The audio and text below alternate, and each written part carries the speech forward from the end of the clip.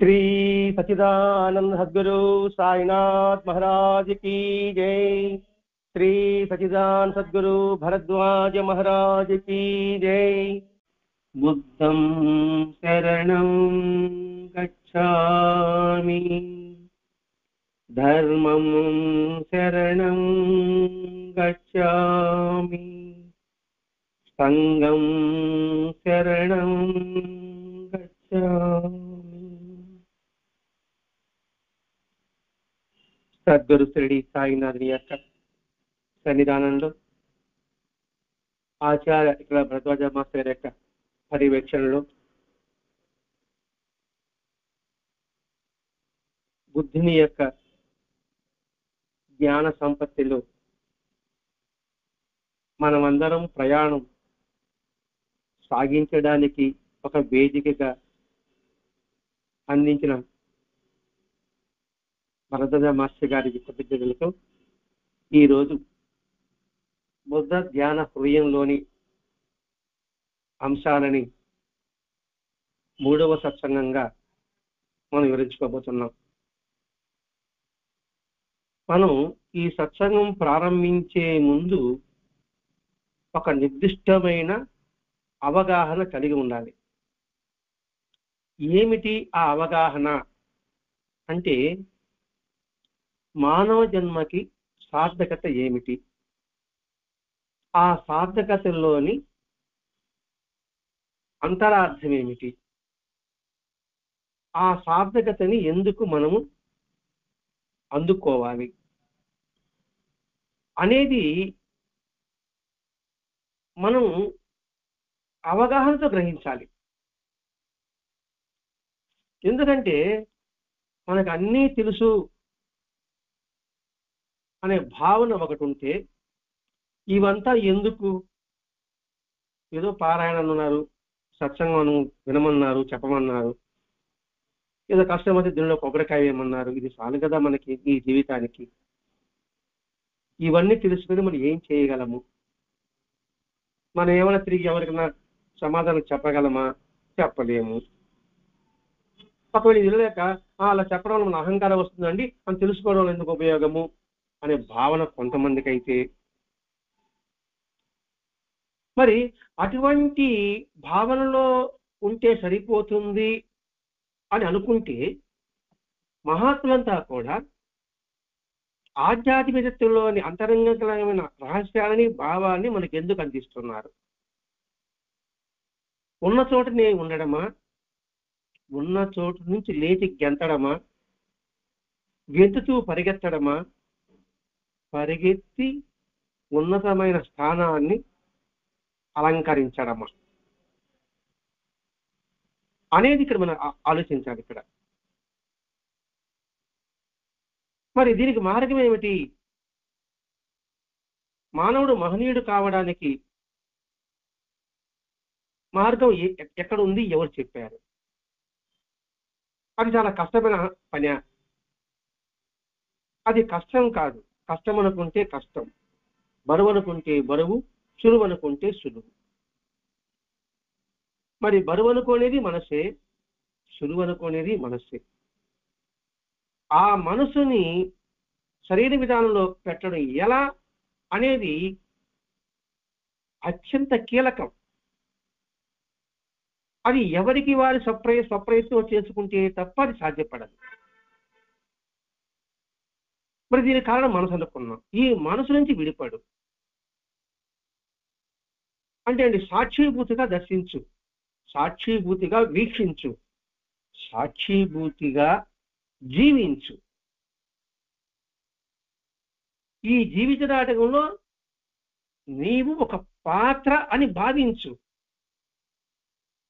అలా భావించడమే మనసు నుంచి మనం విముక్తి పొందగలం.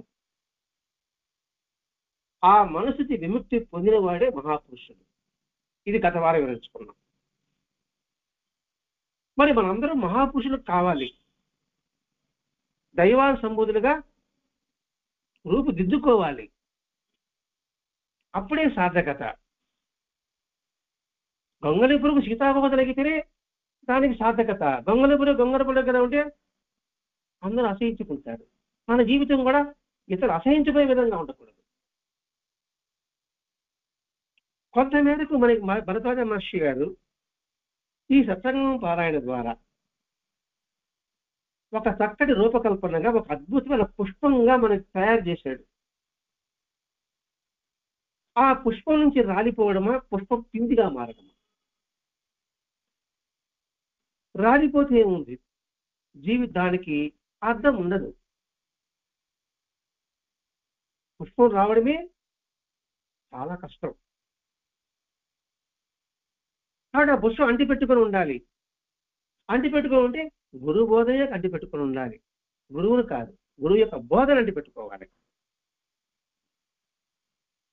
అందుకే సాధకుడు అనేవాడికి ప్రతి క్షణము ఒక పరీక్షే, ప్రతి క్షణము ఒక పరీక్షే. ఆ పరీక్షలు ఉత్తీర్ణులు కావాలి. దీనికి ఏం చెప్పడం, స్మృతి అన్నాం. ఇక్కడ స్మృతి అంటే స్మరించుకోవడం, గుర్తుపెట్టుకోవడం, గుర్తుంచుకోవడము, స్మరణలో ఉండడము. అది ఏమిటి అనేది మనం ఆలోచించాలి. ఏది గుర్తుంచుకోవాలి, మంచా చెడా? మన సాధనకి ముందుకు పోయి తీసుకువెళ్ళే విషయాలా, లేదా మన సాధనని వెనక్కి మళ్లించే విషయాల పట్ల మనం గుర్తించుకోవడము? మరి సాధనకి ఉన్నతమైన తీసుకుపోవాలని గుర్తించుకోవాలంటే ఏం చేయాలి? సరైన అండర్స్టాండింగ్ ఉండాలి. దాని రైట్ అండర్స్టాండింగ్ అంటే సరైన అండర్స్టాండింగ్ ఉండాలి, అర్థం చేసుకునే విధానం ఉండాలి. అలా విధానం ఉన్నప్పుడు దుఃఖ నాశనం అంటే పదాలు కొంచెం కష్టంగా అనిపించవచ్చు. దుఃఖ నాశనము అనే లక్ష్య సాధనకి అది ఉపయోగపడుతుంది. ఏది? Right understanding. ఇక్కడ దుఃఖ నాశనం అంటే అదేమిటి? దుఃఖం దేని వల్ల వస్తుంది? ఇలా అనాలిసిస్ చేయాలండి, విశ్లేషణ చేయాలి. ఒక పదాన్ని విశ్లేషణ చేస్తే కానీ మనకు అవగతం కాదు. దుఃఖ నాశనం అన్నాడు. దుఃఖం ఎందుకు వస్తుంది? అజ్ఞానం వల్ల వస్తుంది. అజ్ఞానం నాశనం అయితే దుఃఖ విముక్తి కలుగుతుంది, జ్ఞానం కలుగుతుంది. మరి జ్ఞానం కలగాలంటే సరైన అవగాహన ఉండాలి. అంటే ప్రతి ఒక్క వస్తువు పట్ల, ప్రతి ఒక్క వ్యక్తి పట్ల, ప్రతి ఒక్క ప్రదేశం పట్ల విశ్లేషించు. అలా విశ్లేషణ ఏమవుతుందంటే నైతికమైన జీవితంలో సరిగా మనం ప్రయాణం సాగించగలము. ఆ ప్రయాణం సాగించడానికి ఉపయోగపడుతుంది. ఒకటి రైట్ అండర్స్టాండింగ్ అయితే, ఒకటి అనాలిసిస్, విశ్లేషణ. మరి రైట్ అండర్స్టాండింగ్ ప్లస్ అనాలిసిస్, విశ్లేషణ కావాలంటే దానికి చాలా ఉపకరించాలి. ఏదో ఒకటి మనకి ఆలంబనం కావాలి కదా, ఒక్కొక్కరికి లింక్ అండి ఇవన్నీ కూడా. మరి ఆ రెండు సాధించడానికి ఉపకరించేది ఏమిటంటే బేర్ అటెన్షన్, అంటే కేవలమైన శ్రద్ధ. చెప్పాము నిష్ఠకి శ్రద్ధకి తేడా చెప్తున్నాం. బాబా అన్నాడు కదా, శ్రద్ధ సబూరి అని. ఇక్కడ శ్రద్ధ అంటే గౌరవ భావము, అంకిత భావము. ఆ గౌరవ అంకిత భావం ఏముంటుంది? ప్యూరిటీ ఉంటుంది, కాన్సన్ట్రేషన్ ఉంటుంది. కాన్సన్ట్రేషన్, ప్యూరిటీ ఉన్నప్పుడు మాత్రమే నీకు గౌరవ భావం ఉంటుంది, అంకిత భావం కలుగుతుంది. లేకపోతే కలగడానికి అవకాశం ఉండదు. అంటే ఎప్పుడైతే తెలుసుకోవాలనుకున్నప్పుడు ఇక్కడ మనసు ప్యూరిటీ రావాలి. అంటే మనసు వికసించాలి, వికాసత్వం కలిగి ఉండాలి. ముడుచుకుంటే ఏమవుతుంది? నోరు గట్టిగా మూసుకుంటే ఆహారం లోపలికి ఎలా మనం ఎక్కించగలం? అలాగే మహాపురుషుడు కావాలని ఉంది, దాని విముక్తి చెందిన మనసు కావాలి అని చెప్పుకున్నాము. దానికి రైట్ అండర్స్టాండింగ్ కావాలి అని వివరించుకున్నాము. మరి దానికి ఒక విశ్లేషణ, అనాలిసిస్ కావాలి అని తెలియజేసుకుంటున్నాము. మరి ఇవన్నీ జరగాలంటే బేర్ అటెన్షన్, కేవలమైన శ్రద్ధ కలిగి ఉండు. ఆ శ్రద్ధలో ప్యూరిటీ కలిగి ఉండు, కాన్సన్ట్రేషన్ కలిగి ఉండు. ఆ ప్యూరిటీ, కాన్సన్ట్రేషన్ ఎలా ఉండాలి? ఎరుగుతో కలిగి ఉండాలి, అంటే అలర్ట్గా ఉండాలి. అలర్ట్గా ఉంటే ఏమవుతుందంటే మనలో అనుక్షణము జరుగుతుండే దాన్ని గుర్తిస్తూ ఉండగలము.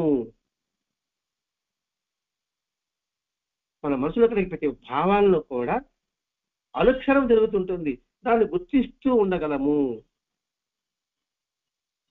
మన మనసులోనే భావాలు కాదు, అసలు మన శరీరంలో కూడా అనుక్షణం ప్రక్రియ జరుగుతూనే ఉంటుంది. మనం దాన్ని ఎంత గుర్తించలేకపోతున్నాం, అంటే యాంత్రికంగా బతికేస్తున్నాం అంతే. యాంత్రికంగా అన్ని జంతువులు బతుకుతున్నాయి, అన్ని పక్షులు బతుకుతున్నాయి. మరి మానవ జన్మ వచ్చింది కదా, మనం యాంత్రికంగా నువ్వు రోబో కావాలా? రోబో కాకూడదు, నువ్వు రన్నింగ్ మ్యాన్ కావాలి. అంటే ఏంటి? ఎప్పుడూ కూడా ఒకే భావంతో కాదు, అనేకమైన కదలిక భావాలతో అనుక్షణము వృద్ధి చెందుతూ రావాలి. రన్నింగ్ అంటే పరిగెత్తు. ఎందుకు పరిగెత్తు అనే పదం వాడుతున్నాం ఇక్కడ? జీవితం చెడబంగరం, ఆలస్యం చేస్తే అమృతమైన విషయం కావచ్చేమో. కాబట్టి దానికోసంగా రన్నింగ్, పరిగెత్తు. దానిని ఇక్కడ కేవల శ్రద్ధ అంటున్నాడు. మరి దీన్ని ఎలా అంటే సాధించాలంటే మనం పంచేంద్రాల ద్వారా, మనసు ద్వారా వస్తువుని మనం గుర్తిస్తూనే ఉంది. ఆ జరుగుతున్నప్పుడు గుర్తింపబడే అంశాలపై మాత్రమే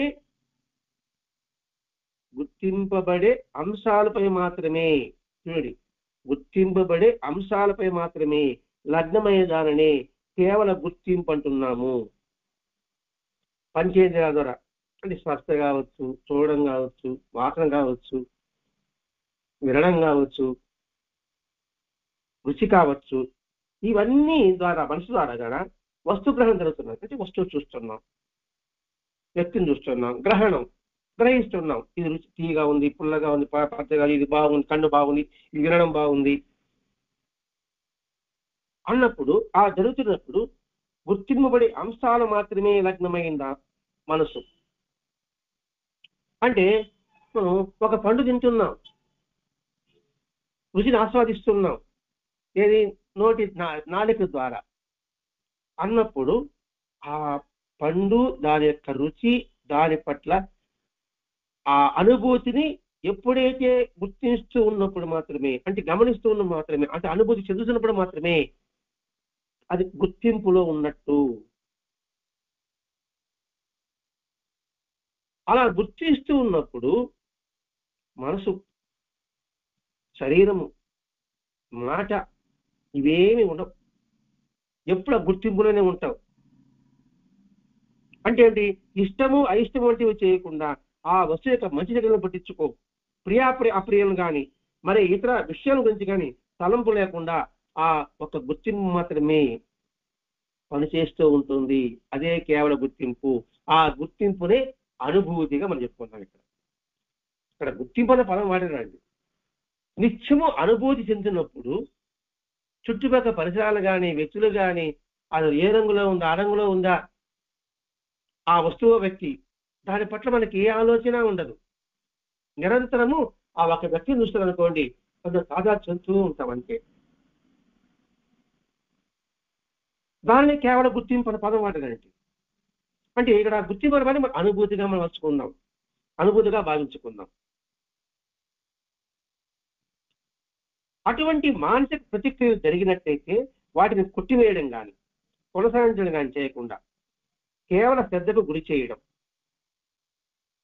తర్వాత వాటిని విడిచి వేయడం చేయవలసింది.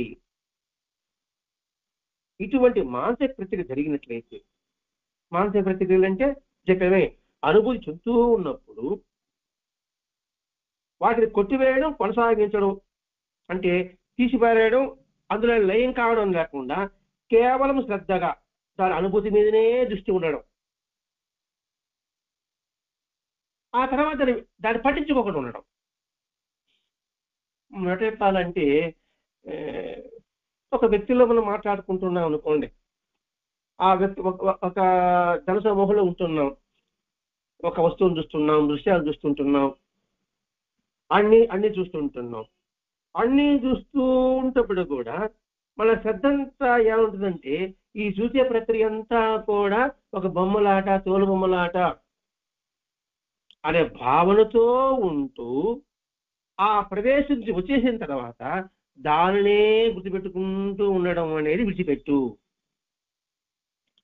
మనం దారిలో వెళ్తున్నాము, ఒక యాక్సిడెంట్ చూసాము, యాక్సిడెంట్ కాస్త కొంచెం మనసు స్పందిస్తుంది, అబ్బా అయ్యో పాపం ఇట్లాంటివన్నీ వచ్చేస్తుంటుంది. అయ్యో పాపం అని చేసుకున్నప్పుడు కేవలం శ్రద్ధ అన్నాడు అక్కడ మళ్ళా. మరి దీనికి అంతటి కారణం వాడి కర్మానుబంధం కావచ్చు, వాడి ప్రారంభం కావచ్చు అని నిలబడింది, దానికి కేవలం శ్రద్ధ అన్నాడండి. అక్కడి నుంచి వచ్చిన తర్వాత ఆ దృశ్యాన్నే మనసులో మెదులుకుంటూ ఉండకూడదు, దాన్ని అక్కడక్కడ విడిచిపెట్టేయడమే. నెక్స్ట్ అక్కడి నుంచి మనం కదిలి రాగానే నెక్స్ట్ మనం ఇప్పుడు ఏం చేస్తున్నాం, నడుస్తున్నాం, మనం ఎక్కడికి వెళ్ళాలో గమ్యం కోసం దాని మీద దృష్టి పెడుతున్నాం, దాని మీద దృష్టి పెట్టాం.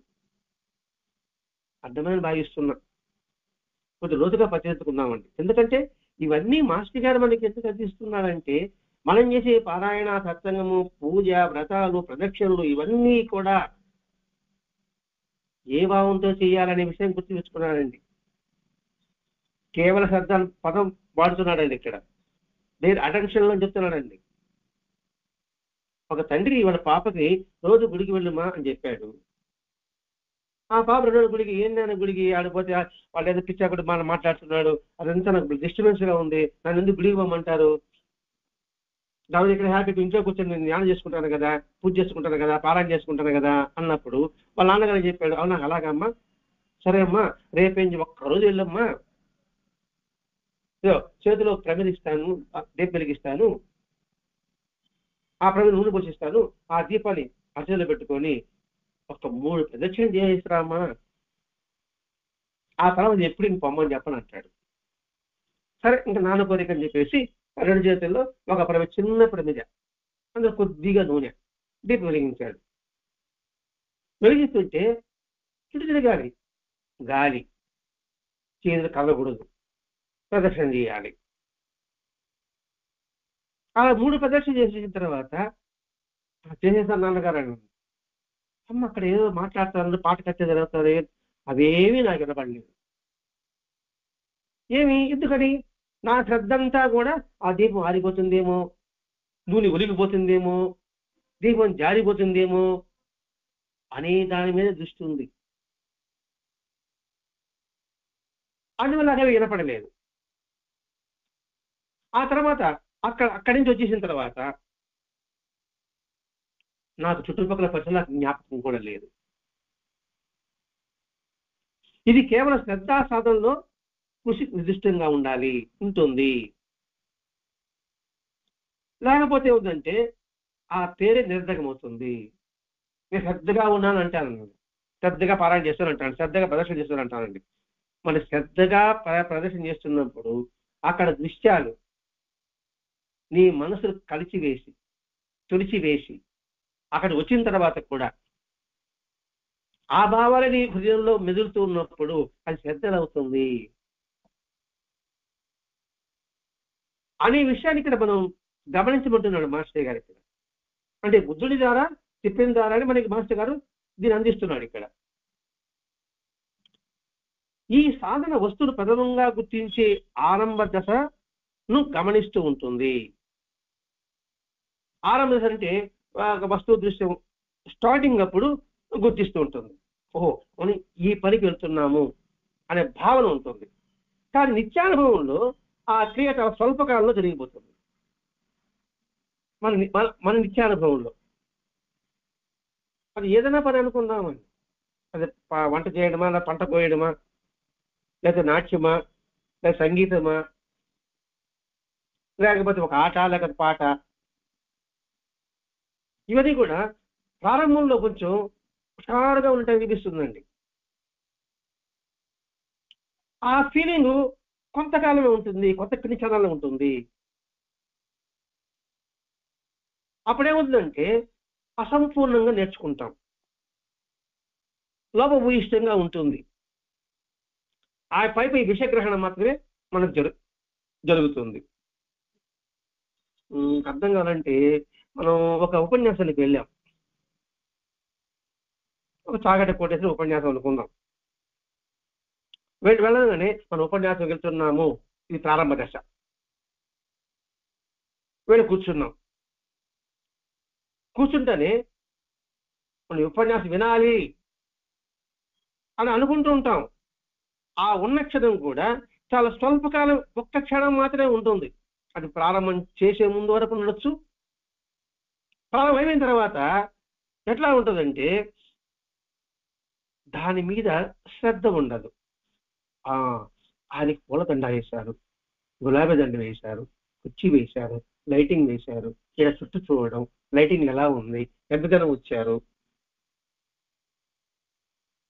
అన్ని చూసుకొని ఉపన్యాసం బయట వచ్చిన తర్వాత ఏం చేసామంటే ఆ పై విషగ్రహణం అని అద్భుతంగా చెప్పాడండి అంటాం. ఏం చెప్పాడు? అద్భుతంగా చెప్పాడండి. అందుకే పై విషగ్రహణం మాత్రమే జరుగుతుంది. మరి అందులో విషయం ఉంది, సంపూర్ణం ఉంది, అసంపూర్ణం ఉంది. ఇక్కడ లోపభూయిష్టం అన్నాడు అంటే నువ్వు వెళ్ళింది ఎందుకు? చుట్టూ పరిసరాలు డెకరేషన్ చూడడానికా? అది లోపభూయిష్టం కదండి. ఒక ఉపన్యాసమే కాదండి, ఒక తిరణాలకు, ఒక మంచి ఏ వెంకటేశ్వర దేవాలయం కావచ్చు, లేదా చంగాళం దేవాలయం కావచ్చు, ఏ దేవాలయం కావచ్చు. ఇంకా వినయ ప్రభుత్వం నేను దేవుడు దర్శించాలి, దేవుడు దర్శించాలని ప్రారంభిస్తున్నాం, అది ప్రారంభ దశ. ఆ తర్వాత ఇంటికి వెళ్ళినప్పటికీ ఆ కబుర్లు ఒక విషయాల్లో ఒక చిన్న పార్టీగా అయిపోతుంది. అది లోపలికి వెళ్ళిన తర్వాత ఆ మూర్తి స్వరూపంలో ఉన్న కళ్ళలో ఉన్న కాంతిని గమనిస్తున్నామా? ఆ మూర్తిలో ఉన్న చిరునవ్వుల మందహాసంలోని ఆస్వాదిస్తున్నామా? ఏం చూసి వచ్చావయ్యా అంటే ఏంటి? విషయ సంగ్రహణం అంటే పైన చూసిన మాత్రమే మనకి గుర్తుంటుంది, అది అసంపూర్ణము, సంపూర్ణం కాదు, లోపభూయిష్టము అని చెప్తున్నాడు. మరి ఏం చేయాలి? తిరిగి ఆ వస్తువుని గమనించడం. మొదటి గ్రహణ నిర్దిష్టము సమగ్రం చేసుకోవాల్సి ఉంటుంది. అంటే వచ్చేసినాం అనుకోండి, ఆ దేవాలయానికి వెళ్ళి ఉపన్యాసానికి వెళ్ళి ఆ సరైన విషగ్రహణం పైన కనబడుతుంది. వచ్చిన తర్వాత తిరిగి మనం ఎక్కడ బయలుదేరాము, ఆడ కూర్చున్నాము. మనకి కొన్ని విషయాలను మనకు మనసు పట్టింది కదా. మన మనసుకు పట్టింది అంటే ప్రారంభంలో ఏ భావంతో వెళ్ళావో దాన్ని నిర్దిష్టం సమగ్రం చేసుకోవాల్సి ఉంటుంది, అంటే స్ట్రాంగ్ చేసుకోవాల్సి ఉంటుంది. కొంచెం కష్టంగా అనిపించవచ్చు. సరే, బాబా దర్శనానికి వెళ్ళామండి. బాబా దర్శనానికి వెళ్ళిన తర్వాత ఏదో వెళ్ళాము, చూసాము, వచ్చి అయిపోయింది. అక్కడ పూజ చేశారు, అయిపోయింది. షిరిడీకి వెళ్ళి చూసి వచ్చి అయిపోయింది. ఇంటికి వచ్చేస్తాం, మన ఊరికి వచ్చేస్తాం. ఒక్కసారి పున్నాళ్ళు ఇక్కడ వస్తువును పదం వాడాడు. వస్తువు, వ్యక్తి, ప్రదేశం మూడు మనం మిక్స్ చేసుకున్నాం. ఇక్కడ తిరిగి గమనించు, మన స్థితిలో ఏమేమి దర్శించాం, ఎప్పుడెప్పుడు ఏమేమి జరిగింది అది మననం చేసుకో. అందుకేనండి దేవాలయంలో గంట పెడతారు కదండి. ఎందుకు గంట కొట్టమంటున్నారు? గంట కొట్టిన తర్వాత కూర్చోమంటున్నారు అంటే ముందు వెళ్ళాం, ప్రదర్శన చేశాం. జాగ్రత్త, స్వప్న, సుషుప్తి వ్యవస్థలకి అతీతంగా ఉండాలి, క్రియావస్థలో ఉండాలి. 3 ప్రదర్శన చేశాం. లోపల ప్రవేశించాం. గర్భగుడిలో హారతి దర్శనం చేసుకున్నాం.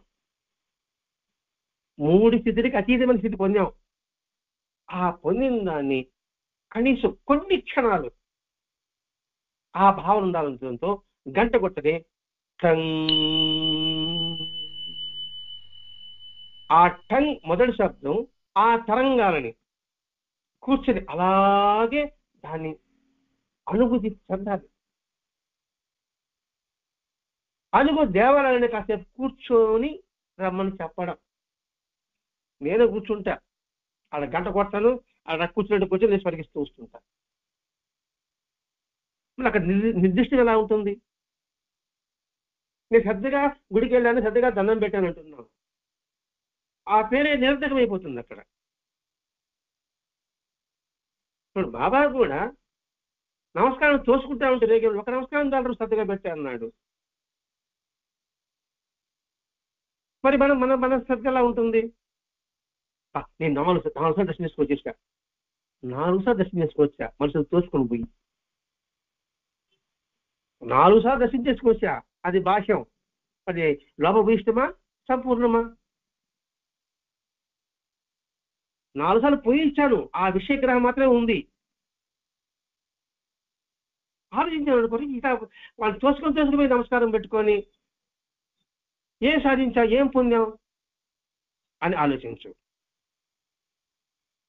ఆలోచించి దాన్ని సమగ్రత చేసుకో. కానీ సామాన్య మానవుడు చేయడు. మొదటి గుర్తింపుని సరైనదిగా భావిస్తాడు, దానికి ఆధారం కొన్ని అభిప్రాయాలు ఏర్పరచుకుంటాడు. సామాన్య మానవుడు ఇలా చేయడు. మొదటి గుర్తింపుని సరైనదిగా భావిస్తాడు, నేను గుడికి వెళ్ళా, టెంకాయ కొట్టా, ప్రదర్శన చేసిన, అంతే. దానికి ఆధారంగా కొన్ని భావాలు, నేను వెళ్ళాను కాబట్టి నాకు ఆయన కోరికలు తీరుస్తాడు, లేకపోతే మనశ్శాంతి కలిగిస్తాడు, కొన్ని భావాలు ఏర్పరచుకుంటాడు. ఆ భావాలను ఉండిపోతాడు వాడు. ఆ భావాల నుంచి విడిపడు. దానికి కేవలం శ్రద్ధ కావాలి, సాధన కావాలి.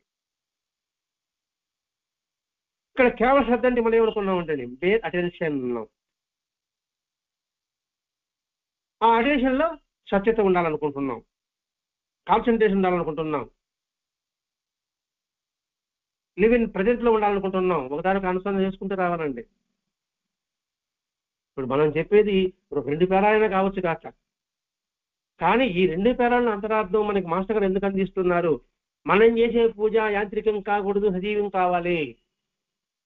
ఎదురుగా బాబాను పెట్టుకున్నాం, లేకపోతే ఇంకా వెంకటేశ్వరాన్ని పెట్టుకున్నాం, లేదా రాముని పెట్టుకున్నాం, కృష్ణుని పెట్టుకున్నాం, లేదా సుబ్రహ్మణ్య స్వామిని పెట్టుకున్నాం, ఆంజనేయ స్వామిని పెట్టుకోవచ్చు. ఎలా నీ భావాన్ని చేసుకోవాలి, ఎలా స్వచ్ఛత కలిగి ఉండాలి మనసుని, ఎలా ఏకాగ్రత చేసుకోవాలి, అందుకు ఉపయోగపడుతుందండి ఈ గ్రంథం.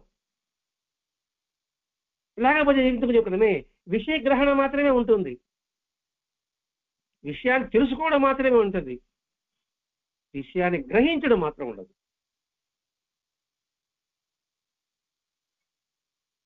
అనే విషయానికి మనం గుర్తు చేసుకోవాలండి. సరే మాస్టర్ ఈ గ్రంథం ఇవ్వడండి, ఎందుకు బుద్ధుడు మనకి అనవసరంగా ఇప్పుడు ఎందుకు నన్ను బుద్ధుడు పెట్టాడు, ఉండే మహాత్ములు చాలకనా అనే ప్రశ్న కూడా వస్తుందండి. ఒక విషయం మహాత్ములు తెలియజేశారంటే దానికి అద్భుతమైన ఒక కారణం ఒకటి ఉంటుంది. అనేక ప్రక్రియల ద్వారా, అనేక మార్గాల ద్వారా వీడు మహాపురుషుడు కాగలగాలి. వీడు ఏ మార్గం పట్టుకుంటుందో, మాకు వద్దండి ఈ మార్గం అవుతుంది, ఇంత మార్గం చాలనుకుంటే 35 మార్గాలు చాలనుకుంటే పాస్ మాత్రం అవుతాం. కానీ 35 మార్గాలకి ఏం విలువ ఉన్నాయండి? ఇప్పుడు 90, 95, 98, 98 వచ్చినా కూడా తనకి పెద్ద విలువ లేకుండా పోతా ఉన్నది ఇప్పుడు మార్కులకి. మరి ఆధ్యాత్మిక శాస్త్రంలో ఎంత ఉన్నది? 100కి 100 కావాలి, సాధించాలి. అప్పుడే వెతుక్కుంటూ వస్తుంది నీ క్వాలిఫికేషన్ చూసి. వెతుక్కుంటూ వచ్చేది ఏంది? బాహ్యంగా అయితే ఉద్యోగం కావచ్చు, అధికారం కావచ్చు, కీర్తి కావచ్చు, డబ్బు కావచ్చు. కానీ ఆంతరికంగా 100% స్వచ్ఛత ఏర్పడుతుంది, 100% ఏకాగ్రత ఏర్పడుతుంది. ఇందుకోసం మాస్టర్ గారు ఇంతగా వివరిస్తున్నాడండి ఇక్కడ. కాబట్టి కేవలం శ్రద్ధ ఏం చేస్తుంది? విషయగ్రహాన్ని మరింత పటిష్టం చేస్తుంది, సమగ్రం చేసుకునే అవసరం ఉందని చెప్పాడు కదా. కాబట్టి అసంపూర్ణంగా కాకుండా చేస్తుంది. ఆ విషయ గ్రాహక స్థితిలో మనసును మరింతసేపు నిలిపి గుర్తింపు సరిగ్గా జరిగేలాగా చూస్తుంది. ఏది? బేర్ అటెన్షన్, కేవల శ్రద్ధ. విషయ గ్రాహక స్థితిలో మనసును మరొక సేపు నిలుపుతుంది. అంటే మనం ఈ దృశ్యం చూసాం, లేదా ఒక వస్తువుని అనుభూతి పొందుతున్నాం. ఆ అనుభూతి ఆ వస్తువు పట్ల, లేకపోతే ఆ ప్రదేశం పట్ల, ఆ వ్యక్తి పట్ల అలా చూస్తూ ఉంది, అనుభవించేకుంది, అనుభూతి పొందేకుంది. కొంతసేపు ఆ నిలిపి గుర్తింపు సరిగా జరిగేలాగా ఈ శ్రద్ధ అనేది చేస్తుంది. అప్పుడు ఆ వస్తువుపై అనవసరమైన భావాలు రాకుండా మనల్ని అలర్ట్ చేస్తుంది. అనవసరమైన భావాలు రాకుండా. ఇక్కడ వస్తువును పదం వాడుతున్నానండి. ఇక్కడ వస్తువు అంటే బాహ్యంగా ఏదో ఒక వస్తువుని భావించవద్దండి. అందుకే వ్యక్తి, వస్తువు, ప్రదేశము. ఎప్పుడు ఈ శ్రద్ధ ఉంటుందో అనవసరమైన ఆలోచనలు రావు. అది ముందే అర్థమవుతుంది. ఒక వ్యక్తిని చూశాం, ఆ వ్యక్తిలో యొక్క గుణగుణాలు గమనిస్తూ మనం భావించినప్పుడు ఆ వ్యక్తి పట్ల దురభిప్రాయం అనేది రాకుండా చేస్తుంది కేవల శ్రద్ధ. ఇక్కడ కేవల శ్రద్ధ అంటే స్వచ్ఛత ఉండాలి. ఎప్పుడైతే ప్యూరిటీ ఉంటుందో ఎదుటి వాళ్ళ ప్యూరిటీ కనిపిస్తుంది, దాని మీద నీకు ఏకాగ్రత కలుగుతుంది. అందుకే ఆ భావాలు రాకుండా ఈ జాగ్రత్త మనం అలర్ట్ చేస్తుంది. కనుక జీవుల మనసును పరిశుద్ధ చేయడానికి ఇది ఒక గొప్ప సాధనము.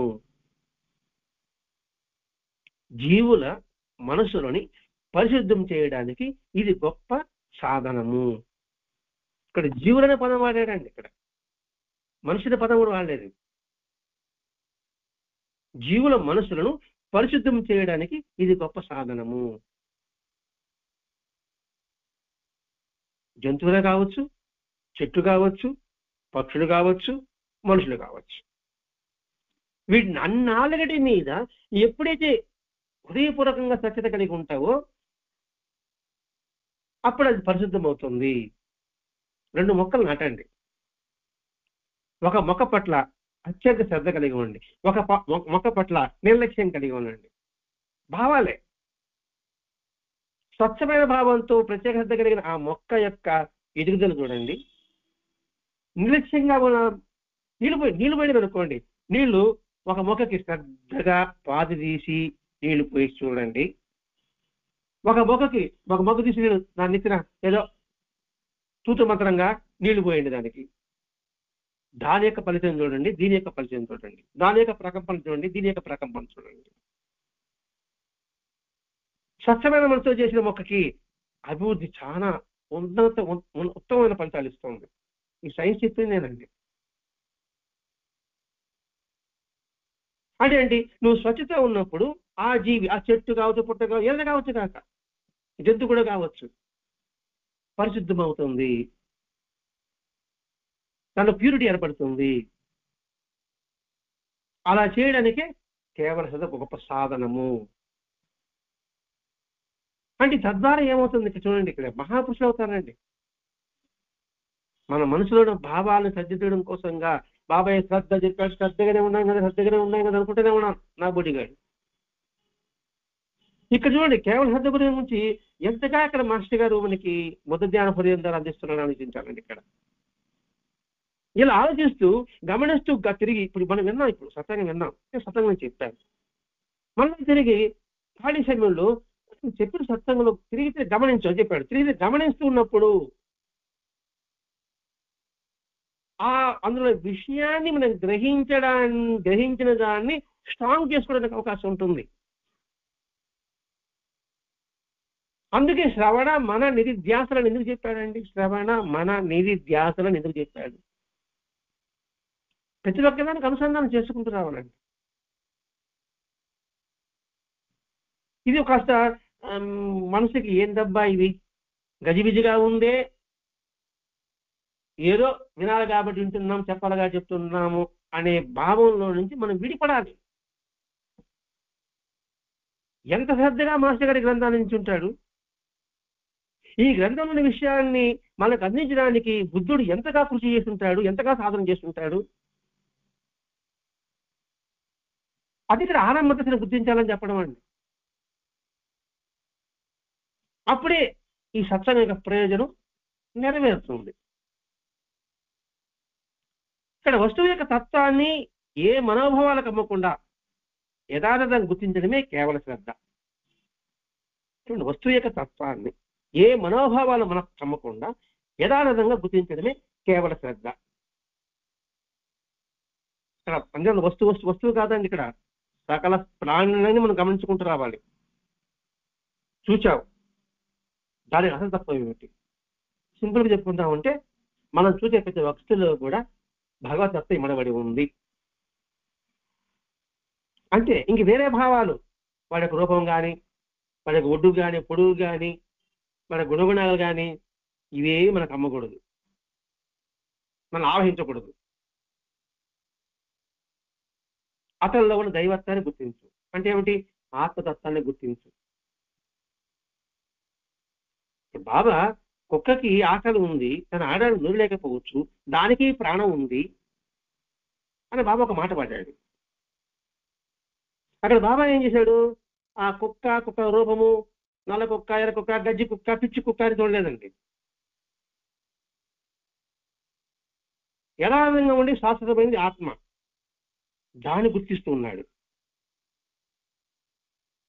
దాన్ని కేవల శ్రద్ధ అంటున్నాడు. ఇక్కడ మనం చూస్తున్నాం, విగ్రహం కాదు, పటం కాదు,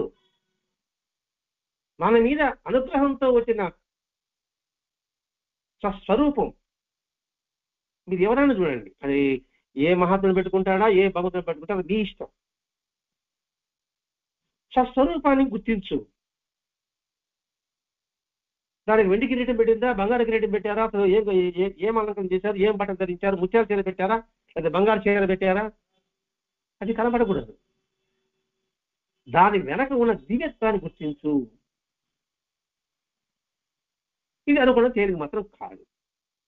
అటని విడిచిపెట్టేయడమా అంటే అనుకున్న తేలిక కాదని చెప్పిన తర్వాత మనకి తేలిగ్గా చెప్పేశాడు కాబట్టి పక్కన పెడేద్దామా?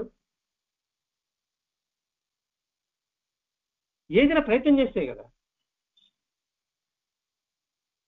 మరి తేలిక కాదు అనుకున్నప్పుడు మరి భాగవతం సంగతి ఏమిటి, ప్రియప్రాణ సంగతి ఏమిటి, ఆల్వార సంగతి ఏమిటి? కానీ మనం ఆనందం తినాలి. ఆడ బియ్యం అండి, బియ్యం దంచుకొని పెట్టుకునేసి దాన్ని కడగాల, చోమాల, విసిరి పెట్టాలా, ఇవన్నీ ఎవరు చేస్తారండి? నాకు కష్టంగా ఉందంటే మన ఆకలి తీరుతుందా? సరేనండి, ఏం పర్లేదు, ఏముంది, ఒక స్మార్ట్ ఫోన్లో అట్లా కొట్టేస్తాము, వచ్చి ఇంట్లో వచ్చి పడిపోతుంది, పార్సల్ వచ్చి పడిపోతుంది, తేలిగ్గా ఉంది, మరి వండుకోవడం కష్టం కదా, అది నాన్ వెజ్ కావచ్చు, వెజిటేరియన్ కావచ్చు, తెచ్చి పడేస్తారు. అది ఆరోగ్యకరంగా ఉంటుందంటారా? అందులో బయట తెచ్చుకొచ్చి నాన్ వెజిటేరియన్ చాలా ప్రమాదకరమైనది. ఎందుకు నేను చెప్తున్నానంటే, మామూలుగా నాన్ వెజిటేరియన్ 155 డిగ్రీ సెంటీగ్రేడ్లో దాన్ని కూడా పెట్టాలి. వాళ్ళు ఉడకబెట్టరు. ఎందుకంటే బాగా ఉడకబెట్టారనుకోండి, అది ఎక్కువ కాలం ఉండదు. అందువల్ల వాళ్ళు 100 డిగ్రీలు గబగా వండి పెడతారు. అది ఈ రోజు రాత్రి వండింది కూడా రేపు మధ్యాహ్నంలో పెడతారు అన్నమాట. వండుకోవడం కష్టం కదా అని తెచ్చిపెట్టుకుంటే ఆ ఫాస్ట్ ఫుడ్ ఎలా అయితే అనారోగ్యం చేరుతుందో, అలాగే అనుకుని తేలిక కానీ విడిచిపెట్టామనుకోండి, ఇక మనం ఎక్కడ వేసిన గొంగలు అక్కడే ఉంటాం. ఈ మానవ జన్మ నుంచి హీన జన్మకి వెళ్ళడానికి మనం ఉన్ముఖులమా, ఇష్టమా? ఇట్లా ఆలోచించండి అంటున్నాడు గుర్తు. నేను చెప్పడం కాదు, నేను ఆలోచన చెప్పడం కాదు. ఇక్కడ చెప్పడంలో కూడా ఇక్కడ నేర్చుకోవడంలోనే ఉంటుంది. ఇక్కడ ఇది తేలిక కాదు, మనం మామూలు చేసే పని కూడా కాదు అని నిర్లిప్తితో కూడిన పరిశోధనలో అలాగే ఉండిపోతామా?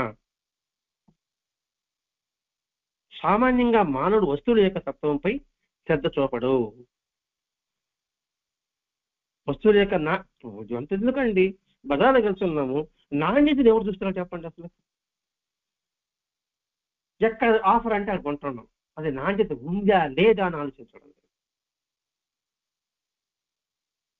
ఇక్కడ కిలో కందిపప్పు 120, పక్కన కిలో కందిపప్పు ₹100, అబ్బా ₹100 ఆడకపోతున్నాం, దానిలో కలర్ మిక్సింగ్ ఇస్తున్నాడు. ఇది గమనిస్తున్నామా? ఆడ తక్కువ ఇచ్చారంటున్నాం, క్వాలిటీ చూడడం లేదు. బేసిక్గా గుడ్డలు యూజ్ అండ్ త్రో అనే లెక్కలో ఉంటున్నాం మనం. ఆ యూజ్ అండ్ త్రో వల్ల పర్యావరణం కూడా ఎంత నష్టం కలిగిస్తున్న ముందు ఆలోచించడం లేదు. అది పెన్సిల్ నుంచి అన్ని చూస్తాం. ఎందుకు ఈ పెన్నులు ఈ కందిపప్పులు మనం మాట్లాడుకుంటున్నాం అంటే, మనం లౌకిక జీవితంలో కూడా ఎంత మాత్రం శ్రద్ధ కలిగి ఉన్నామనేది దాన్ని గుర్తుపెట్టుకోవడం కోసం అండి. లౌకికమైన వస్తువుల పట్ల లేదు, లౌకికమైన వ్యక్తుల పట్ల లేదు, పరిస్థితుల పట్ల లేదు, ఇంకా ఆధ్యాత్మిక పట్ల మనకి ఎలా కేవలం శ్రద్ధ ఉంటుందండి? అందుకే సామాన్యంగా మానవుడు వస్తువుల యొక్క తత్వంతో శ్రద్ధ చూపడు, మన ఇష్టాయిష్ట ప్రయోజనాల దృష్టినే వాటిని చూస్తాడు. ఇష్టపడి తక్కువ వచ్చింది, అయిష్టము ఎక్కువ ఉంది, ఇది రంగు బాగుంది, అది రంగు బాగలేదు. మామిడి పండ్లు, చెట్లో పడిన పండ్లు కిలో 120, అదే మగ్గేసిన పండ్లు పక్కన ₹70. రంగు బాగుంది, నాకు ఇష్టం అయిపోయింది. ఇక్కడ 120, రంగు బాగలే, అయిష్టం ఏర్పడింది. ప్రయోజనం దృష్ట్యా అంటే డబ్బు తక్కువ వచ్చింది కదా అని వాటిని చూస్తున్నాడు. ఇలాగే వ్యక్తుల విషయంలో, అలాగే ఆధ్యాత్మిక విషయంలో, అలాగే సద్గంధాల విషయంలో, అలాగే ప్రవచనాలు వినడం విషయంలో, అలాగే గురువుని ఎన్నుకోవడం విషయంలో, ఇవన్నీ లింక్ అండి. ఇష్టము ప్రయోజన దృష్ట్యా వాటినే చూస్తున్నాడు. ఒక గురువు గురువు అనుకుంటున్నాం, వాడు కొన్ని వేల మంది ఉంటే అబ్బా ఈయన దగ్గరకు పోతే మనకు అన్ని పనులు అయిపోతాయి, లేకపోతే ఇంతమంది ఎందుకు వస్తారు అని అక్కడ పరిగిస్తున్నాం. తత్వాన్ని గ్రహించడం లేదు. ఏ తత్వం? గురువు అంటే ఎవరు, గురువు యొక్క లక్షణాలు ఏమిటి అని ఆలోచించడం లేదు. ఏదో బుద్ధుడు ఏదో ఈ మనసు గురించి చెప్తున్నాడు అనుకుంటున్నాం అండి. మనసు గురించే కాదు, మన అన్నిటి గురించి మనం అన్వయించుకోవాలి. మనం పామరలో మనకేం తెలియదు. తెలిసిన వాళ్ళు మనసు, ఆత్మ, పరమాత్మ గురించి మాట్లాడుకుంటారు. మనకు అంత మాత్రం తెలియలేదు కాబట్టి మన జీవితానికి అన్వయించుకునే విధంగా మనం వివరించుకుంటున్నామండి ఇక్కడ. కాబట్టి ఇక్కడ తన ఇష్టాయిష్టాల ప్రయోజన దృష్టిని వాటిని చూస్తున్నాడు. మానవుడు తన మానసిక భౌతిక జగత్తులను, వస్తువులకు వాటి పట్ల తనకున్న ఇష్టాయిష్టాలు విలువలతోటి వాటిని గుర్తిస్తున్నాడు. మనిషి ఏం చేస్తున్నాడంటే మానసిక భౌతిక జగత్ వస్తువులను వాటిని పట్ల తనకు ఇష్టాయిష్టాలు విలువలను బట్టి వాటిని గుర్తిస్తున్నాడు. అంటే మనం గుర్తించుకుంటున్నాం, ఇది బాగుంది, ఇది బాగోలేదు, దీనికి విలువ అర్థం, దీనికి విలువ లేదని. అట్టి మనోభావాలతో మనం జీవిస్తున్నాం. లౌకికంగా కావచ్చు, పారమార్థికంగా కూడా కావచ్చు. మళ్ళా విడుచుకుంటానండి. మానవుడు తన మానసిక భౌతిక జగత్తులోని వస్తువులకు వాటి పట్ల తనకు ఇష్టాయిష్టాలు విలువలతోటి వాటిని గుర్తిస్తున్నాడు. ఇది చీప్ గా వచ్చింది, ఇది రంగు బాగుంది, లేదా ఈ వ్యక్తి బాగున్నాడు, బాగా బ్రహ్మాండంగా మాట్లాడుతున్నాడు, ఉపన్యాసం ఇస్తున్నాడు, బ్రహ్మాండ పుస్తకాలు 100 పుస్తకాలు రాయేశాడంట, ఈ ప్రదేశం బ్రహ్మాండంగా ఉంది. ఇట్లాంటి వాటి నుండి దానికి ఇది విలువని గుర్తిస్తున్నాడు. అట్టి మనోభావాలను మనం మనిషి జీవిస్తున్నాం. ఆ భావాలే అతని ప్రతిక్రియలను నిర్ణయిస్తాయి. నువ్వు ఏ భావంతో ఉన్నావో అక్కడ పని కూడా నీ భావాన్ని బట్టి అక్కడ నిర్ణయిస్తుంది, జరుగుతుంది అన్నమాట. యద్భావం తద్భవత్ అన్నట్టుగా.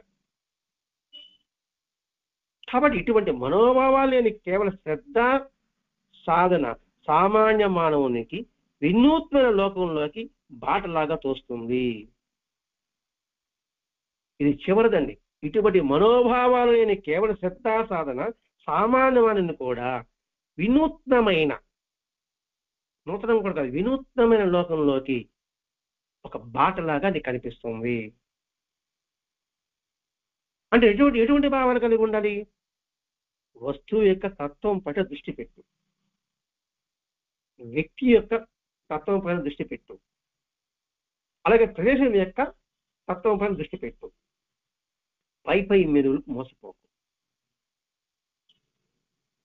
పై పేదలు మోసకపోతే అదో పాతాళానికి నువ్వు వెళ్తావు. లోతుగా పరిశీలించు. బంగారం కొండి హాల్ మార్క్ కొంటున్నాం ఇప్పుడు, ఎందుకంటే గ్యారంటీ. ఆ తత్వం బంగారంలో స్వచ్ఛత ఉంటుంది ఉద్దేశంతో. అంటే ప్రతి ఒక్క మన జీవితంలో కూడా అంతే, లౌకికంగా కావచ్చు, పారమార్థికంగా కావచ్చు, ఆధ్యాత్మిక పరంగా చూసుకోండి. కాబట్టి ఇక్కడ ఏం చెప్తున్నాడు? మూలం గ్రహించు, మూలాన్ని తెలుసుకో, మూలాన్ని వెతుకు. ఆ మూలం వెతికిన తర్వాత దాన్ని గ్రహించు, గ్రహించిన దాన్ని అర్థం చేసుకో, అర్థం చేసుకున్న దాన్ని అవగాహన చేసుకో, అవగాహన చేసుకున్న దాన్ని అనుసరించు, ఆ అనుసరించిన దాన్ని ఆదర్శప్రాయకంగా తీర్చిదిద్దుకో. ఇది ఈరోజు మనకి భరద్వాజ మాస్టర్ గారు మనకి తెలియజేసిన అంశంలోని ప్రత్యేకమైన భావాన్ని ఇందులో మనం మళ్ళా తరిచి జరిగింది 2 పేరాలే అయినా ఇందులో భావం మనం అర్థం చేసుకోవడానికి మళ్ళా తిరిగి ప్రయత్నం చేసుకుంటూ, ఆ అర్థం చేసుకోవడాన్ని ఇక మన భౌతిక జీవితంలో, ఆధ్యాత్మిక జీవితంలో సరైన దృష్టితో, అంటే కేవల శ్రద్ధతో, స్వచ్ఛతతో కూడిన మనసుతో, ఏకాగ్రమైన దృష్టితో మనం పయనించాలని మాస్టర్ గారి యొక్క ఆకాంక్ష, ఆశ. ఆయన ఆకాంక్షని, ఆశని నెరవేర్చడానికి మనం సాయశక్తిలా ప్రయత్నం చేద్దాం. స్వస్తి. శ్రీ సచిదానంద సద్గురు సాయినాథ్ మహారాజ్ की जय. శ్రీ సచిదానంద సద్గురు భరద్వాజ మహారాజ్ की जय. బుద్ధం శరణం గచ్ఛామి, ధర్మం శరణం గచ్ఛామి, సంఘం శరణం గచ్ఛామి. స్వస్తి.